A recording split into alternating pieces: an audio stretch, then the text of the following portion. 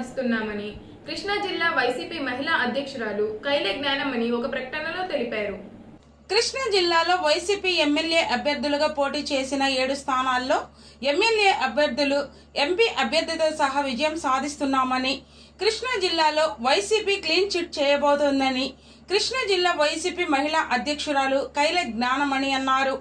ఆమె ఒక ప్రకటనలో మాట్లాడుతూ, ముఖ్యమంత్రి వైఎస్ జగన్మోహన్ రెడ్డి 5 సంవత్సరాల పరిపాలనలో ప్రతి పేదవాడి కుటుంబం సంతోషంగా ఉందని, ప్రతి పేదవాని కుటుంబంలో సంతోషం నింపడం కోసమే ఆయన ఎంతగానో కృషి చేశారని తెలిపారు.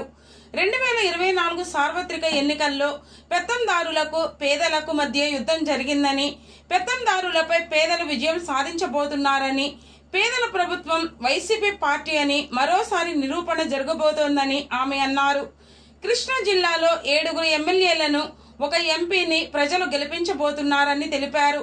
టీడీపీ నేతలు ఎన్ని మాటలు మాట్లాడినా ప్రజలు బుద్ధి చెప్పడానికి సిద్ధంగా ఉన్నారని అన్నారు.